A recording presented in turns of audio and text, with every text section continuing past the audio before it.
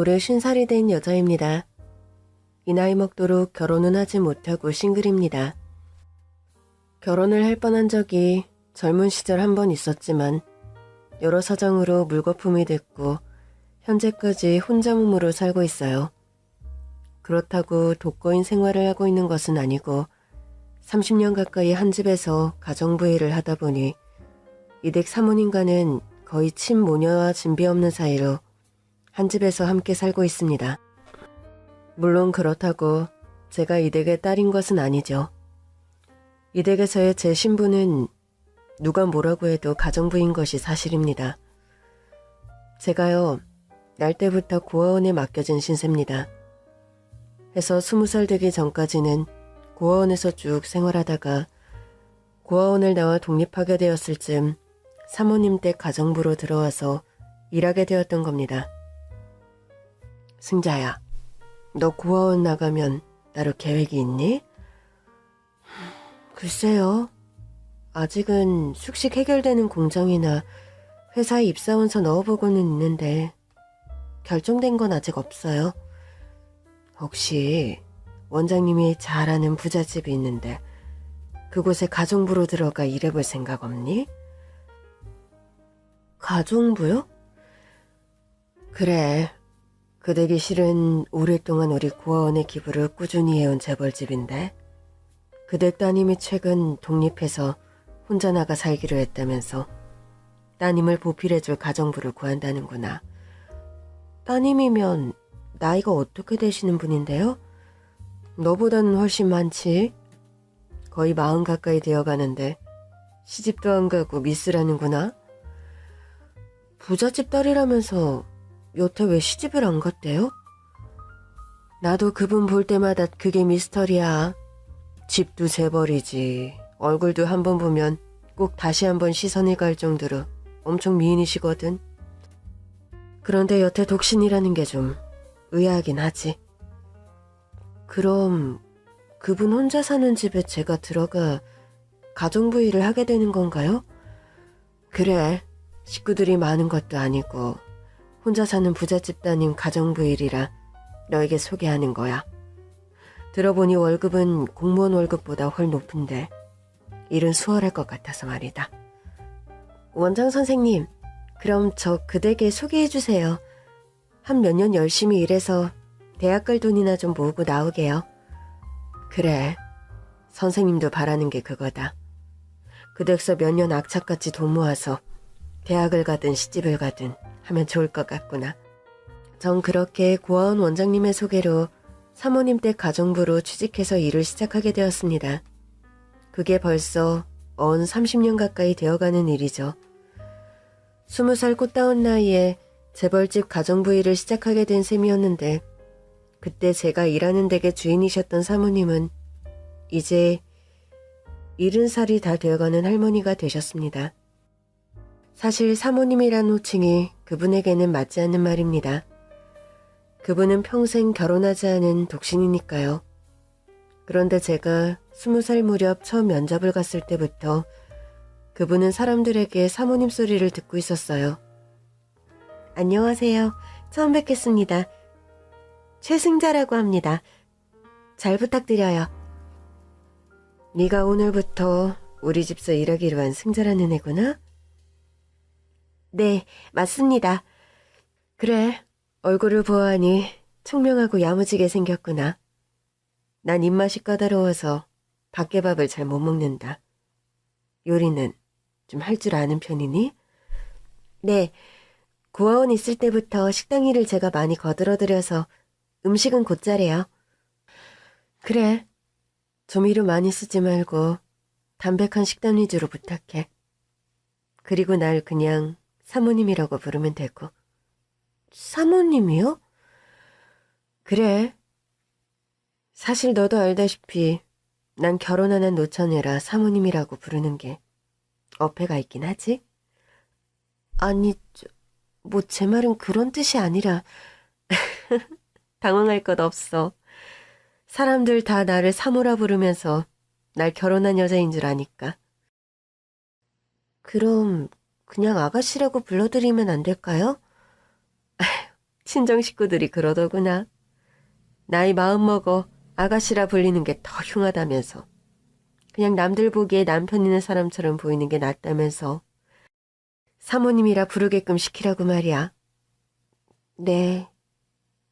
그리고 난 내 마음속에는 남편이 있는 사람이거든. 그러니까 너도 날 그냥 사모님이라고 부르면 돼. 알겠습니다, 사모님. 사모님은 첫 만남에서부터 솔직 담백하고 호탕한 성격이었습니다. 요즘이야 40 넘은 처녀 총각이 흔한 시대지만 30년 전만 해도 그 나이에 여자가 싱글인 경우는 흔하지 않았어요. 난 늘 마음속에는 남편이 있는 사람이다. 전 그 당시에는 그 말이 그저 농담이겠거니 생각했습니다. 노처녀로 늙어가는 본인의 처지를 농담 삼아 불어 밝게 얘기하는 것인 줄만 알았는데 사모님의 그 말이 농담도 거짓말도 아닌 사무친 진실이라는 걸 아는 데에는 30년이란 긴 세월이 걸렸죠. 그것도 사모님이 돌아가신 사후에 말입니다. 어찌됐든 면접을 거쳐 저는 사모님 댁의 가정부로 일을 시작하게 됐고 저는 가정부 일을 야무지게 잘 해내서 사모님은 저를 무척 마음에 들어했죠. 승자야, 넌 나이도 어린데 어떻게 이런 음식도 만들 줄 아니? 쑥버무리가 입맛에 맞으세요? 옛날에 외갓댁에 놀러가면 외할머니가 해주시던 바로 그 맛이야. 제가 고아원서 자랄 때 주방 할머니랑 친했는데 그 할머니가 가르쳐 주신 거예요. 어릴 때 지내던 고아원은 시골에 있어서 지천으로 봄이면 쑥이니 나물이니 천지여서 바구니 들고 많이 캐러도 다녔고요. 네가 직접 캐온 쑥으로 만든 거니 이것도? 네. 저번에 사모님이 휴가 주신 날 산에 다녀왔다가 산쑥이 보여서 냅다 한 주머니 캐왔죠. 내가 쑥버무리 좋아하는 건 어떻게 알고. 암튼 이거 한 10년 만에 먹는 것 같은데 너무 맛있구나. 사모님은 제가 만든 음식들을 유달리 좋아하셨습니다. 부잣집서 공주처럼 살아서 늘 맛있는 것만 먹고 살았다 생각했는데 예전 가정부 아주머니보다 승자 니솜씨가 훨씬 낫구나? 그럴 리가요.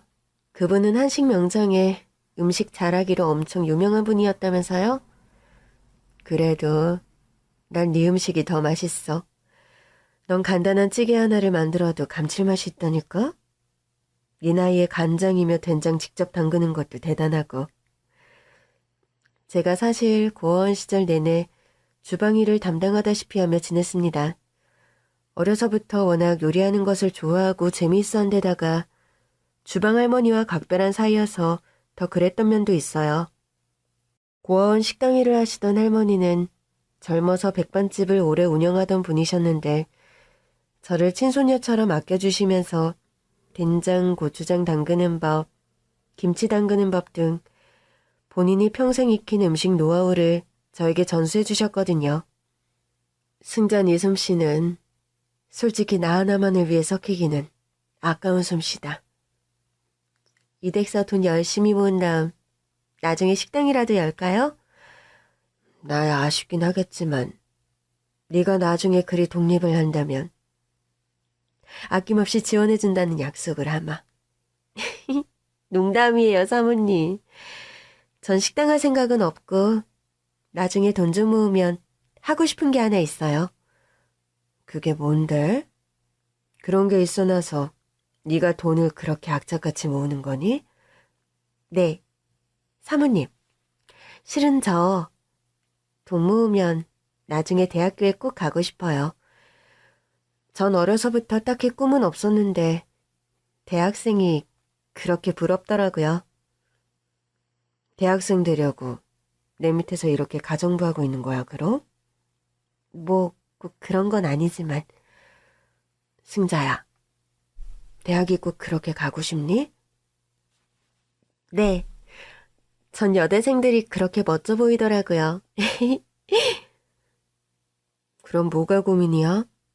지금이라도 가면 되지? 네?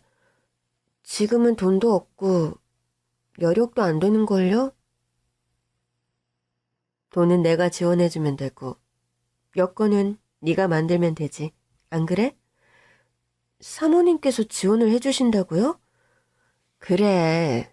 넌 우리 집 가정부지만 내가 친딸처럼 널 아낀다는 것 승자 너도 잘 알잖니? 대학 등록금이랑 공부하는 데 드는 돈은 내가 얼마든지 지원해 줄 테니 공부는 대신 네가 일하고 남는 시간에 해보려. 네가 대학 공부할 동안 저녁은 외식하고 들어올 테니 오후나절부터는 네가 공부 시간으로 쓰면 되잖아. 안 그래? 절 위해서 그렇게까지 안 해주셔도 돼요. 제 본부는 가정부인데 저녁을 외식하고 들어오신다니 말도 안 돼요. 뭐가 말이 안 되니? 네가 그동안 날 위해 식사 준비한다고 얼마나 종일 동동거리며 고생하는지 누구보다 잘 아는데? 한 1년 네가 공부하는 동안 저녁 한 끼 사 먹고 들어오는 건 그리 어려운 일도 아니다. 그래도 사모님 너무 죄송해서 죄송할 것 없어. 이 나이 28 청춘 하고 싶은 꿈 하나 이루며 살아야 하는 나이야. 사람이 가장 바라는 꿈 하나는 있기 마련인데 그걸 못 이루고 산다는 게 얼마나 서글픈 일인데? 난 그게 어떤 마음인지 누구보다 잘 아는 사람이다. 전 그때 문득 사모님의 가장 바라는 꿈은 무엇인가요? 그런 질문을 하고 싶은 마음이 들었습니다. 그런데 차마 질문을 하지는 못했습니다. 아무리 저를 친딸처럼 잘 대해주시는 사모님이었지만 저는 그분 밑에서 일하는 가정부라는 위치였고 나이 차도 많이 나서 제가 감히 그런 질문을 한다는 게 그때는 뭔가 좀 버릇없게 느껴졌거든요. 사모님, 덕분에 저 땡땡대학 국문과에 합격했어요. 축하한다, 승자야. 덕분에 대학생 가정부를 두게 됐구나. 저 입시 공부하게 배려해 주시고 등록금까지 지원해 주셔서 너무 감사드려요. 이 은혜 절대 잊지 않겠습니다, 사모님. 뭐 그렇게까지 생각할 건 없어. 네가 꿈을 이뤄서 나도 기쁘구나. 사모님은 제가 대학에 입학하고 나서도 학교 생활을 잘할 수 있게 여러 면에서 배려를 많이 해주셨습니다. 그런 사모님의 감사함에 보답하기 위해서 저는 학교 생활을 하면서도 사모님 댁 가정부 일을 소홀히 하지 않았죠. 승자야, 학교 다니면서 우리 집이라는 거 힘들지 않아? 전혀 힘든 거 없어요. 제가 계획보다도 빨리 대학생이 됐는데 둘 다 열심히 해야 하는 게 맞는 일이죠. 요즘 너 사는 거 보면 하루 24시간 빈 시간이 없어 보여서 좀 미안해서 그러지. 사모님, 저는 젊어서 잠 좀 줄이고 바지런히 사는 거 괜찮아요. 한 몇 년 돈 모아야 겨우 갈까 말까한 대학을 이렇게 빨리 다니게 돼서 얼마나 감사하고 기쁜데요. 네가 그렇게 생각하면 다행이고. 암튼 승자 너는 천성이 참 악착 같구나. 사모님 말씀 맞다나 전 정말 악착같이 생활했습니다. 대학교 다니며 부잣집 가정부 노릇한다는 게 솔직히 쉬운 일은 아니었거든요. 저는 대학교를 다닐 때 새벽 4시면 어김없이 기상해서 아침 식사와 사모님이 드실 점심 반찬까지 다 차려놓은 후에 등교를 했습니다. 웬만하면 오후 나절에 학교 생활을 마치고 집에 돌아와서 청소도 하고 저녁도 차리고 가정부 일에 무리가 없도록 최대한 학교 생활을 조절하는 편이었죠. 하루 일과가 그렇게 끝나면 밤늦도록 또 학과 공부를 하고 또다시 새벽이 되면 일찍 일어나 식사 준비를 하고 그런 생활이 저의 일과였습니다. 승자야, 너 대학생도 됐는데 미팅 같은 것도 안 해? 네? 제가 뭐 미팅하려고 대학 갔나요? 그건 아니지만 한창 예쁠 나이인데 연애도 하고 그래야지. 왜? 같은 학교 다니는 남학생들 중에 마음에 드는 남학생은 없어? 아직은 없어요, 사모님. 이따위도 제 주제에 무슨. 대부분 멀쩡한 집 아들내미들이라 저 거들떠도 안 볼걸요? 그런 말이 어딨니? 승잔이가 부모 덕이 없어 고아원서 자란 것 빼고 뭐 부족한 게 있다고. 사모님은 그렇게 말씀하셨지만 솔직히 부모 덕 없어 고아원서 자란 배경은 커다란 약점이자 흠이 되는 게 사실이었습니다. 머릿속으로 그런 조건 따위 필요 없이 날 사랑해주는 남자가 있을 거다는 생각과는 달리 현실은 냉정한 게 사실이었으니까요. 사모님께 말씀은 안 드렸지만 전 사실 대학교에 가서 미팅을 몇 번 했습니다. 그중에 잘생긴 치대생 남학생이 한 명 있었어요. 성품도 온화하고 말도 잘 통해서 거의 사귀는 단계까지 갔었죠. 그런데 어느 날 영화관 데이트를 하고 나오는 길에 남학생이 묻는 겁니다.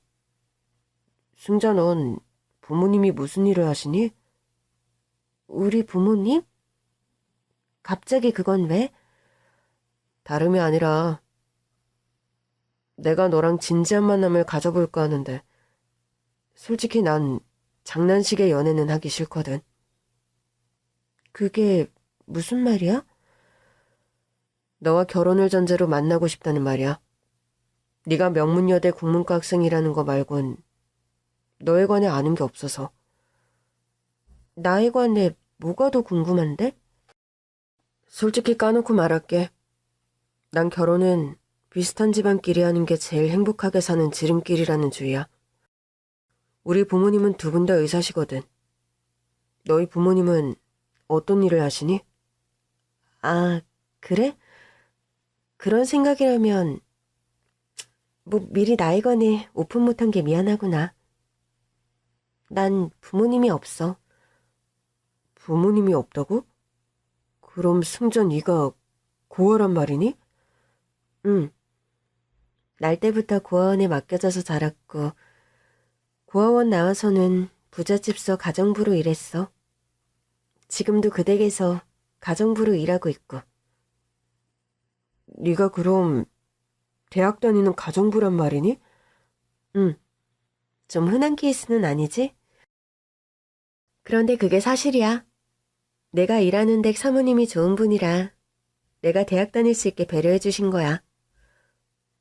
그렇구나. 네가 뭔가 사연이 있어 보이는 얼굴이라곤 생각했는데 이 정도일 줄은 몰랐다. 이 정도? 그건 아마 네가 생각하는 결혼 배우자의 조건이 아니란 뜻이니? 그렇게 바로 꼬집어서 말할 필요는 없는데. 암튼 승자야, 그래도 솔직하게 모든 걸 다 말해줘서 고맙다. 아니야. 우리가 뭔가 관계가 심각해지기 전에 네가 입장을 분명하게 말해줘서 내가 고맙네. 그 남학생과는 그 후로 연락을 서로 하지 않았고 시작될 뻔했던 저의 연애는 그렇게 막을 내렸어요. 전 그런 얘기를 마음에만 품고 있다가 어느 날 사모님과 둘이서 우연히 소주를 마시다 저도 모르게 풀어놓게 되었죠. 뭐? 사내 자식이 겨우 그딴 이유로 승잔을 찾단 말이니? 뭐 시작도 안 했는데 차인 건 아니고요, 사모님. 집어치워라 그런 놈은. 치대생? 치대생이면 다야? 승잔이가 어디가 모자라다고 감히 그런 망발을 씹으리다니. 그놈 이름이 뭐야? 내가 내일 당장 찾아가서. 사모님, 간두세요. 어차피 그 녀석 제 타입도 아니었거든요. 그래, 승자야. 너 싫다는 놈 붙잡아봐야 남는 거 하나 없다. 차라리 너만 좋다는 채대생이 훨씬 낫지. 사모님, 이 와중에 갑자기 웬 치대생 타령이세요? 치대생 하니까 갑자기 튀어나왔다.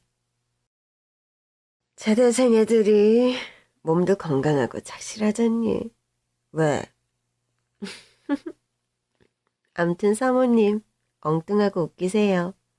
아, 갑자기 술 깼네요. 승자야, 남자는 조건도 외모도 다 중요치 않다. 가장 중요한 건 세상에서 널 제일 예쁘게 바라보는 눈빛. 너만 좋다는 일편단심. 그게 최고야. 그런 남자를 만나 네가 행복했으면 좋겠어. 사모님, 근데 그런 남자가 있을까 싶네요. 내 팔자에. 그래도 네가 나보단 나은 팔자일 거다. 나처럼 평생 해바라기 하는 팔자도 있는데. 취한다. 사모님은 술에 취하거나 가끔 습관적인 우울증이 도지곤 할 때 그런 말을 자주 하셨습니다. 나는 평생 해바라기 하는 팔자다. 어렸던 저는 그때 그게 무슨 말이지? 하는 궁금증이 일곤 했었죠. 해바라기 하는 팔자라뇨. 사모님, 누구 평생 기다리는 남자분이라도 계세요? 그래서 혹시 이렇게 결혼도 안 하고 평생 혼자 사시는 거예요? 에휴, 승자 네가 나를 놀리니? 해바라기는 눈에 보이는 해를 향해 자라니 덜 외롭지. 내가 기다리는 사람은 평생 보기도 힘든 사람인걸? 그런 사람을 뭐하러 기다려요, 사모님. 사모님처럼 고운 분이 너무 아까워요, 그건. 그러게. 나도 내 인생이 내가 너무 아깝다. 아깝고 치근해.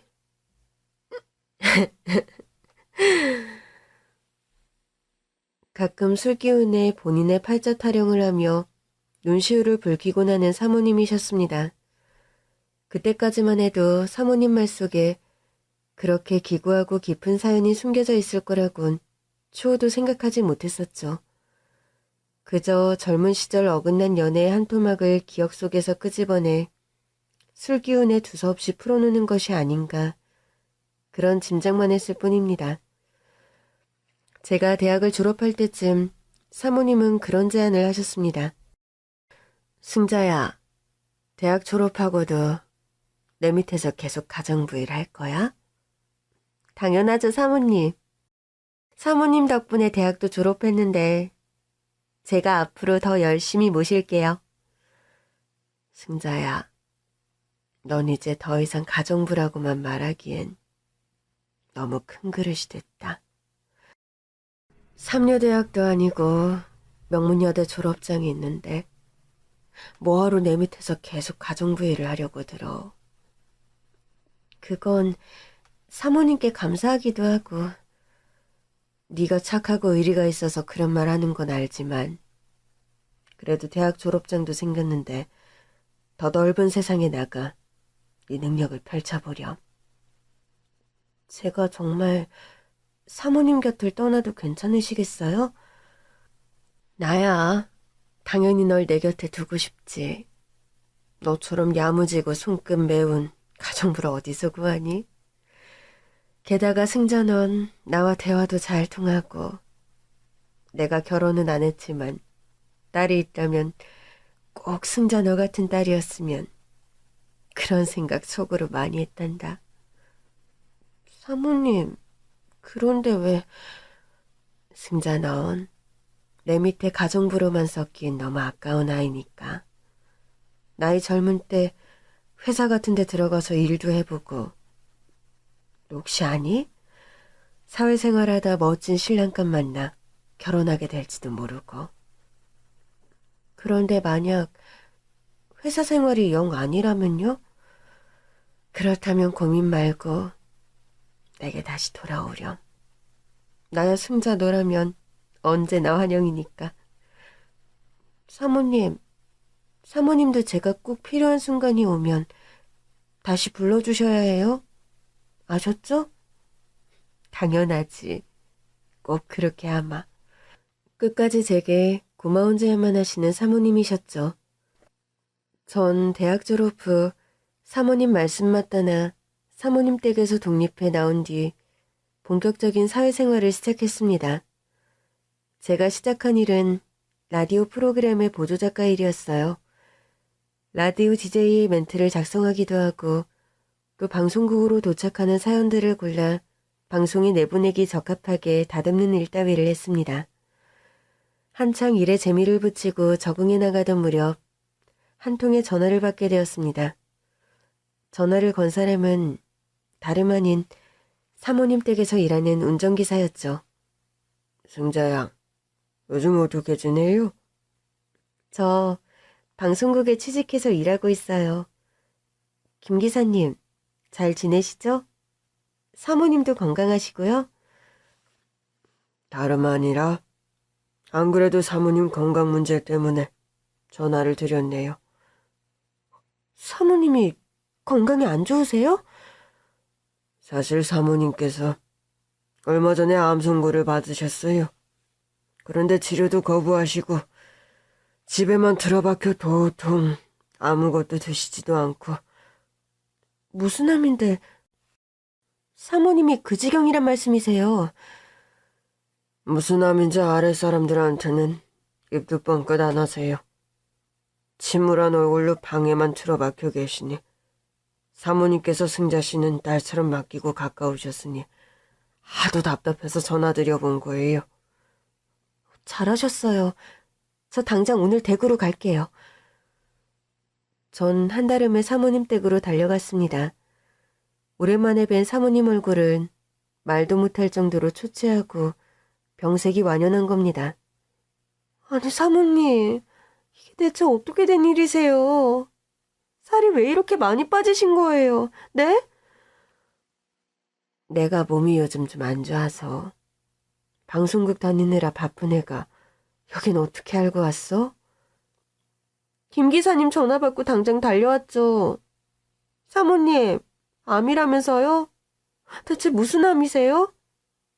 치료도 안 받고 이렇게 집에 계시면 어쩌자는 거예요?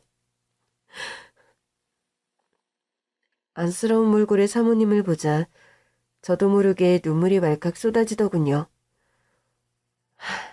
날 위해 울어주는 널 보니 난 이상하게 위안이 되는구나. 너무 걱정하지 마, 승자야. 사모님이 암이라는데 제가 어떻게 걱정을 안 해요? 사모님은 제게 어머니와 다름없는 분인데 이렇게 아무 치료도 안 받고 돌아가시게 될 수 없어요. 사모님은 유방암 3기 진단을 받았고 예후가 무척 안 좋은 상황이었습니다. 병원에서는 시한부를 선고하며 항암 치료와 수술을 권한 상태였죠. 무엇보다 암은 식단 관리가 중요했기에 저는 방송국에 당장 사직서를 쓰고 사모님 병간호에 매달렸습니다. 너 내가 뭐라고 어렵게 들어간 직장까지 관두고 네가 내 병간호를 한다는 말이니? 사모님은 제 꿈을 이루게 해주신 분이고 또 어머니 같은 분이죠. 아무리 그래도 그렇지. 네 일까지 팽개치고 네가 병간호 자처하는 거 난 너무 미안하고 부담스럽구나. 사모님, 진짜 그게 그렇게 많이 부담되세요? 그래. 앞길 창창한 네가 지금 내 병간호나 하고 있을 때냐고. 그러니까 마음 독하게 먹고 일어나세요. 유방암이니 시한부니 그런 거 다 꿋꿋하게 이겨내시라고요. 승자야, 난 병원에서 이미 가망이 없다고 그랬어. 고통스러운 항암 치료하면서 병원에서 말라가고 싶은 생각도 없고 네 마음은 고맙지만 사모님은 유일하게 제 꿈을 지지해주고 제가 행복하게 살라고 아낌없이 절 지원해주신 분이에요. 전 태어나 처음으로 엄마가 주는 사랑 비슷한 걸 사모님께 느꼈어요. 승자야, 그건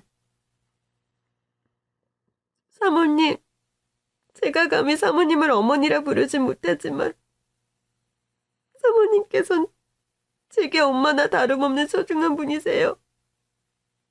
저 세상 천지 고한데 사모님마저 떠나시면 저 진짜 외톨이라고요. 저 혼자 남겨두고 떠나시면 안 돼요. 그러니까 악착같이 병을 이겨내시라고요. 제발. 전 눈물로 호소하며 사모님의 꺾인 의지를 일으켜 세웠고 지극정성으로 사모님을 간호했습니다. 삼시세끼 암 환자에게 적합한 유기농 식단을 정확한 시간에 드시게 했고 병원 치료와 규칙적인 운동도 빼놓지 않고 하게끔 도와드렸죠. 처음엔 사모님에게 시한부라며 3년 살기도 힘들 거라고 진단을 내렸던 병원이었습니다. 그런데 사모님의 의지와 저의 헌신적인 간호가 빛을 발한 건지 사모님께서는 암투병을 한 지 5년여 만에 기적적으로 완치 판정을 받게 되었습니다. 저로서도 놀랄 결과이네요. 어렵게 완치되신 거니 앞으로도 관리 철저히 하시면서 매년 정기검진 빠뜨리시면 안 됩니다. 사모님이 암 완치 판정을 받은 후에도 전 방송국으로 돌아가지 않았습니다. 대신 사모님 댁에서 가정부 일을 다시 하면서 일종의 재택근무를 시작하게 됐어요. 웹소설 공모전에서 입상을 하며 작가로 데뷔를 하게 되는 바람에 저는 웹소설 작가로 일을 하게 되었습니다. 일의 성격상 재택근무가 가능한 일이라 전 사모님 댁 일을 하면서 제 일도 같이 해나갈 수 있었습니다. 그렇게 저는 사모님 댁 가정부로 웹소설 작가로 하루하루 바쁜 나날을 보냈습니다. 승자야, 너 때문에 내가 목숨을 덤으로 건졌어. 고맙다. 사는 게 지치고 재미없어서 다 관두고 싶었는데 너로 인해 건강도 다시 찾고 사는 재미도 찾았구나. 제 곁에서 부디 오래오래 살아계셔 주세요, 사모님. 그런데 방송국에 글이 적고 미련은 없니? 난 그것만 생각하면 여태 마음이 무겁구나. 방송일도 나름 재밌었지만 전 제가 글을 쓸 수 있는 지금이 더 좋아요, 사모님. 웹소설이란 게 반응도 바로바로 올라와서 독자들과 소통도 수월하거든요. 제가 소설을 업로드하면 제일 먼저 읽고 가감없는 평을 해주는 고급 독자이자 제 소설의 1호 팬이 사모님이기도 하셨죠. 사모님께서는 건강을 회복하고 10년 정도를 무탈하게 일상생활을 잘 해나가셨습니다. 그런데 몇 년 전부터 건강이 급격히 다시 악화됐고 결국 병원에서도 모든 치료를 포기하고 집으로 돌아와 생일 마지막 며칠을 보내게 되었습니다. 30년간 가정부로 일한 나를 친딸처럼 대해준 재벌집 사모님께서 세상을 떠나기 며칠 전 마치 자신의 죽음을 예견이라도 한 듯이 제게 그런 말씀을 하시는 겁니다. 승자야, 내가 비밀이 있는데 나 죽거든. 어떤 남자한테서 연락이 갈 거야. 사모님, 왜 그런 말씀을 하시고 그래요? 그냥 승자 너한테는 그 말을 해줘야 할 것 같아서 그 남자가 찾아오면 따뜻한 밥 한 끼에서 대접하고 보내렴.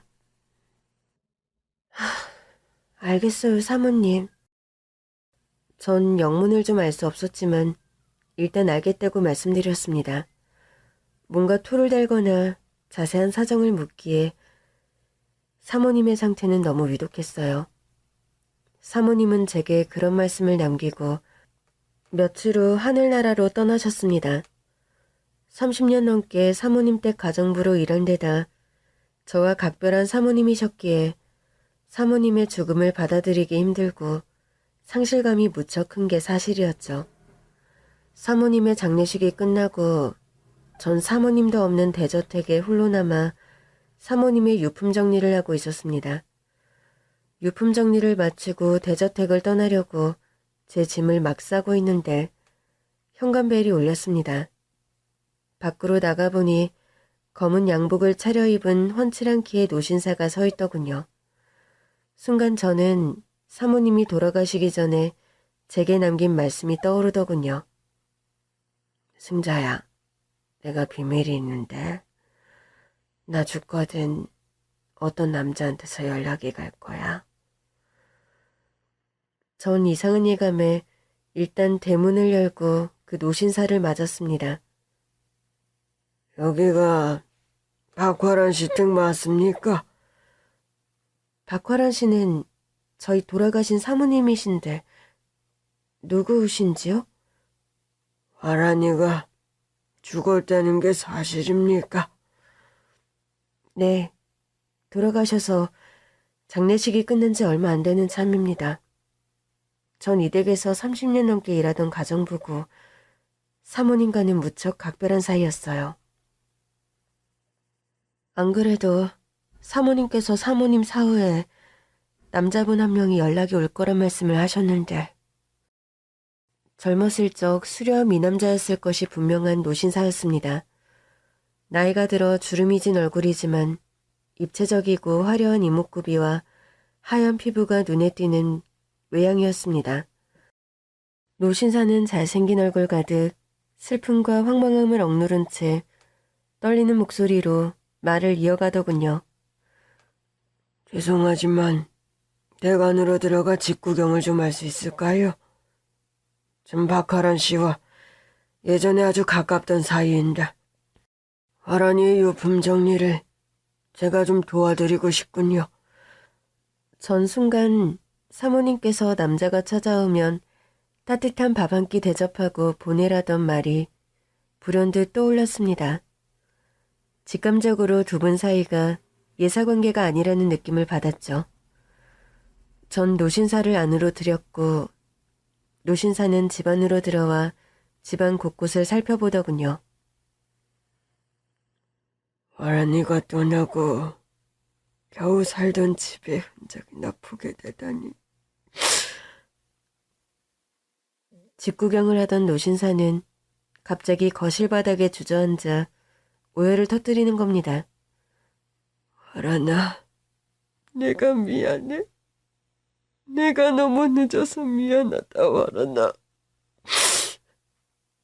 하얀 백발의 노신사가 어깨를 들썩이며 사무치게 우는 모습은 처연한 데가 있었고 전 한동안 아무 말도 못하고 그런 노신사를 바라볼 수밖에 없더군요. 저 실은 사모님께서 신사분이 찾아오면 밥을 한 끼 대접하라 부탁하셨는데 괜찮으시면 저랑 같이 식사하시겠어요? 노신사는 대답 대신 울면서 고개를 작게 끄덕거렸습니다. 전 그 노신사에게 생전 사모님께서 좋아하시던 반찬들 위주로 저녁상을 차려드렸고 겸상해서 함께 식사를 마쳤습니다. 식사를 조금 하다 수저를 놓은 노신사가 말을 하더군요. 화란이와 저는 한때 열렬히 사랑하는 사이였습니다. 사모님과요?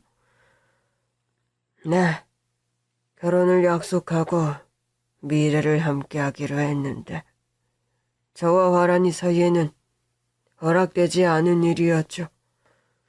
노신사에게 듣게 된 사모님의 과거 이야기는 너무나 기구하고 비극적이어서 말문이 막히고 가슴이 철렁 내려앉을 정도의 사연이더군요. 화란이를 처음 만난 건 대학 캠퍼스에서였어요. 난 군대를 다녀온 복학생이었고 화란이는 외국서 유학을 하다 돌아온 부잣집 아가씨. 저기 서양미술사 교양으로 듣죠? 네. 보니까 노트 필기 부지런히 하던데 좀 빌려주시죠? 싫은데요? 나한테 노트 맡겨뒀어요? 남자가 뭐 그리 노트 하나 가지고 인색해요? 그만 튕기고 노트 좀 빌려줘요. 그쪽 소원 하나 들어줄게. 내 소원이 뭔 줄이나 알고? 뭔데요? 다 들어준다니까? 나랑 사귈래? 그게 내 소원인데. 갑자기 말은 왜 놔? 소원 말하라고 했지. 말 놓으라고 했어? 말은 너도 놓고 있잖아. 어때? 소원 들어줄 거야, 말 거야? 너 진짜 어이없다. 내가 꼴랑이 교양노트 필기한 거네. 훌렁 넘어갈 여자로 보이니? 젊은 사모님과 노신사는 대학 시절 교양 강의를 들으며 만났고 필기노트를 빌려주는 계기로 연인이 되었다고 합니다. 난 화란이를 처음 본 순간부터 사랑했어. 언제면 말을 걸까? 항상 기회를 살피다 잘 안 됐는데 그런 부탁을 해오니까 난 넙죽 미끼를 던졌던 거지. 사모님과 노신사는 불같은 연애를 했다고 합니다. 만난 지 한 달도 채 안 되어서 둘은 결혼을 약속하고 미래를 함께하기로 했다고요. 살면서 이런 확신은 처음 느껴봐. 성민 씨는 내 운명의 상대가 확실한 것 같아. 아라나, 우리 졸업하기 전에 결혼할까? 너도 유학 다녀와서 다시 복학했고 나도 복학생이라 졸업하려면 2년이나 남았는데 2년은 너무 길지 않아? 하루라도 더 빨리 너랑 결혼하고 싶다. 진짜? 근데 나 벌써 결혼한다고 하면 우리 아버지 기절하실지도 모르는데? 그럼 2년씩이나 나한테 기다리라는 거니? 난 더 이상 너랑 데이트하고 따로 집에 들어가는 거 그만하고 싶다. 노신사의 끈질긴 구애에 사모님은 결혼 허락을 받기 위해 각자 집에 인사를 갔다고 합니다. 사모님이 먼저 노신사의 집에 인사를 가게 됐는데 거기서 사달이 벌어졌죠. 얼굴이 낯이 많이 익은데 혹시 그쪽 친오빠 있어요? 어떻게 알았어요? 제 위로 오빠가 한 명 있는데. 오빠 이름이 어떻게 되는데요? 우리 오빠 이름이요? 박화진이라고 합니다만. 뭐라고요? 박화진? 땡땡대학교 조속과 박화진 맞아요? 네, 맞아요. 그런데 그걸 어떻게 하세요? 오빠 여자친구가 세랑기업 딸내미인 거 모르고 만났어? 하란아, 네가 세란기업 딸이었니? 응, 어차피 말하려고 했는데 아직 말 못해서 미안해. 오빠, 이거 절대 안 되는 결혼이라는 거 잘 알지? 우리 언니 잡아먹은 놈 집안의 딸내미와 결혼하겠다는 건 아니지? 아니, 대체 그게 무슨 말이에요? 세랑기업 딸내미를 결혼할 여자감으로 데려왔단 말이냐? 성민이 너 대체 정신이 온전히 박힌 놈 맞아?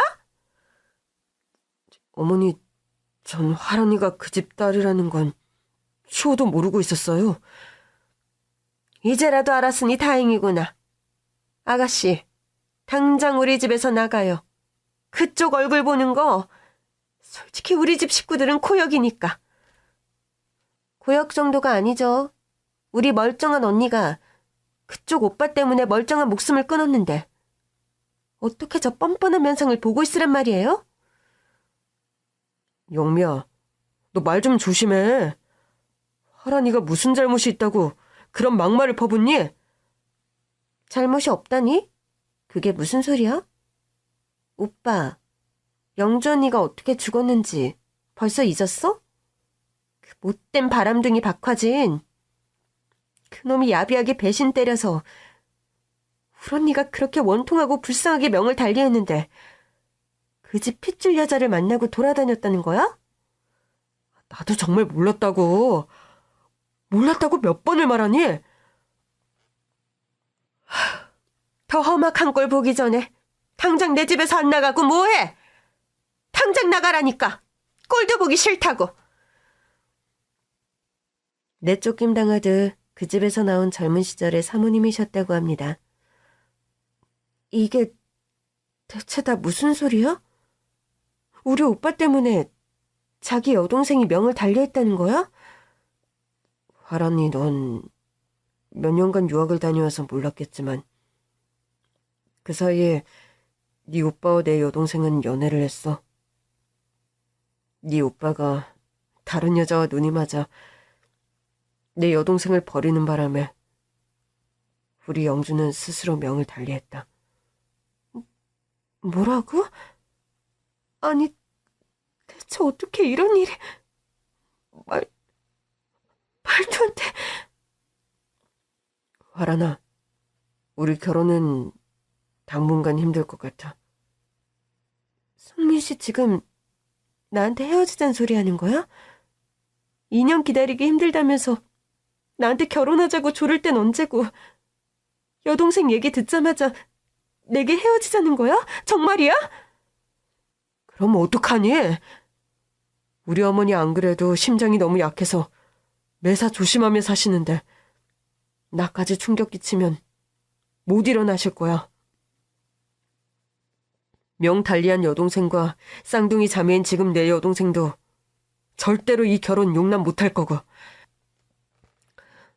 그럼 난 선미 씨와 헤어지면 바로 심장이 멈출 것처럼 괴로운데 난 죽어도 상관없다는 소리야? 그런 소리가 아니야. 화란아, 난 너와 결혼 못할 바엔 그 누구와도 결혼 같은 거 안 해. 나 기다릴게. 당신이 가족들 다 설득할 때까지 나 기다릴 거야. 우리 가족 모두를 설득할 때까지 시간을 좀 줄래? 그게 평생이 걸린다 하더라도 화란이 너만 기다려준다면 그게 언제든 난 너에게 달려올 거야. 평생이 걸려도 할머니가 돼도 당신 기다릴 거야. 그렇게 아픈 이별을 한 두 분이었다고 합니다. 노신사의 말을 들은 저는 눈물이 흘렀고 순간 무슨 말을 해야 할지 갈피를 잡을 수 없더군요. 전 일어서서 사모님의 유품을 몇 개 가져다 드렸습니다. 그 중에는 평생에 걸쳐 사모님이 써오신 일기장이 있었죠. 다 읽어보진 못했지만 몇 장 읽어봤을 때 누군가를 하염없이 기다리고 그리워하는 내용들이 왔어요. 사모님의 너무 사적인 내용들인 것 같아 더 읽지 않고 덮어두었는데 이건 신사분께서 가져가야 할 듯합니다. 노신사는 말없이 그 일기장들을 받아들더군요. 몇 년 전에 어머니도 돌아가셨고 하나 남은 여동생은 얼마 전에 그런 말을 하더군요. 이제 그만 그 여자에게 가보라고. 더 이상 오빠 사랑을 반대하지 않는다며 이제 내 사랑을 찾아 떠나라고 말해서 화란이에게 오려고 했는데 화란이는 이미 이 세상 사람이 아니라니. 조금만 더 빨리 여동생분께서 허락을 해주셨더라면 참 좋았을 거라는 생각이 드네요. 제 말에 노신사는 아무런 대답을 못하고 하염없이 흐느끼기만 했습니다. 감정을 겨우 추스르고 노신사는 사모님의 유품 몇 가지와 일기장을 가지고 집을 떠났습니다. 마르고 수척해 보이는 뒷모습이 금방이라도 허물어질 듯 보여 마음이 아프더군요. 전 그렇게 노신사를 떠나보내고 제 짐을 마저 싸서 대저택을 떠나왔습니다. 그런데 며칠 후 충격적인 비보를 접해야 했습니다. 전 사모님을 떠나보내고 여러 가지로 마음이 너무 심란해서 여행이나 훌쩍 떠나려고 짐을 챙기고 있었어요. 그런데 모르는 번호로부터 전화 한 통이 걸려온 겁니다. 저 박화란 씨 댁에서 일하시던 분 되시나요? 네, 제가 사모님 댁 가정부로 일하던 사람인데 누구시죠? 얼마 전에 그 댁을 찾아갔던 노신사분 한 분을 기억하시나요? 김성민 씨라고. 네, 기억합니다. 저희 집에 오셔서 사모님 유품도 챙겨가시고 그랬는데 무슨 일이시죠? 전 김성민 씨 장남되는 사람입니다. 다름이 아니라 저희 아버지께서 어제 저녁 운명하셨습니다. 그런데 요원을 박화란 씨 일기장을 그쪽에 전해달란 말씀을 남기셔서 연락을 드렸네요. 전 충격과 황망함을 감출 수 없더군요. 한달음에 그 노신사분의 장례식장으로 달려갔습니다. 박화란 씨 댁에 다녀오신 다음날 실은 저희 아버지께서 스스로 명을 달리하셨습니다.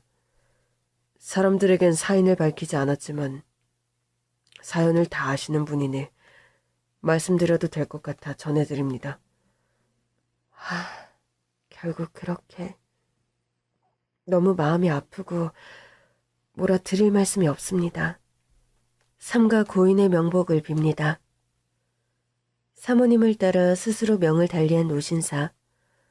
평생에 걸친 기다림 끝에 먼저 떠나버린 사모님이 사무쳐 그런 비극적인 선택을 한 노신사의 심정이 어땠을지 생각하니 참담함에 숨이 막히는 듯 했습니다. 저는 비통한 심정으로 노신사분의 영정에 조문을 드리고 그 아들이란 사람이 건네는 사모님의 일기장을 다시 건네받았습니다. 아들은 눈치로 보아 사모님이 남긴 일기장을 모두 읽어본 듯 했어요. 그리고 본인의 부친과 사모님의 관계도 모두 알고 있었습니다. 저희 아버지는 평생 박화란 씨라는 여자분을 잊지 못해 가정도 버린 분입니다. 저는 아버지의 아들이지만 제가 5살도 되기 전에 아버지가 집을 떠나는 바람에 아버지 얼굴을 거의 못 보고 자랐어요. 노신사의 아들이 하는 말에 저는 순간 어떤 대답을 해야 할지 모르겠더군요. 박화란 씨의 일기를 읽어보았습니다.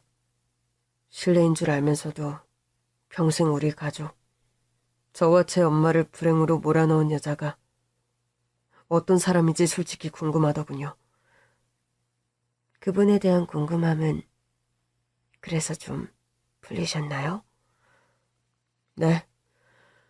우리 아버지를 기다려 평생 결혼도 하지 않고 사무치는 그리움을 삭히며 긴 세월을 고독하게 산 사람. 전 절대로 이해해서는 안 될 사람을 이해하게 돼버렸습니다.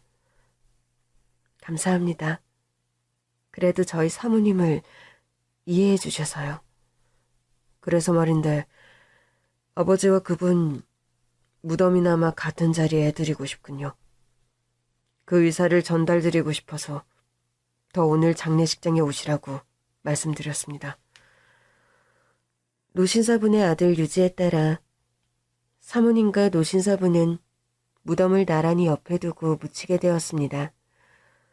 양지바른 언덕이 또 저 멀리로는 푸르고 시원한 바다가 내려다 보이는 풍광 좋은 곳의 무덤가.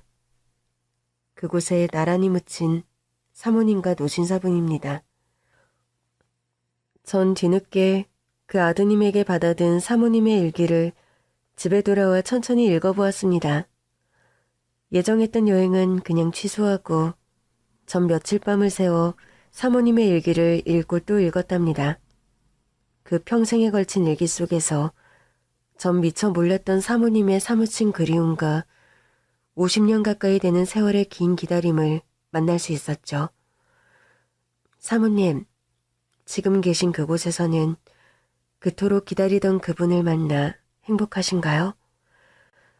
부디 두 분이 그곳에선 누구의 방해도 받지 않고 행복하셨으면 합니다.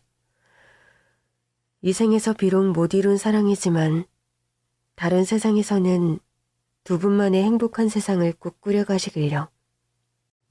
만약에 다음 생이란 것이 혹시라도 있다면 두 분 같은 분들이 다시 태어나고 다시 만나 못다한 인연의 실타래를 원도 한도 없이 풀어갈 수 있는 것이길 간절히 기원해 봅니다. 여러분 마음속에도 사무치게 그리운 누군가가 계신지요? 만약 그런 분이 있다면 오늘 밤 꿈속에서는 그리운 그분과 재회하는 행복한 꿈이 여러분 곁을 찾아왔으면 합니다. 긴 얘기 들어주셔서 정말 감사합니다.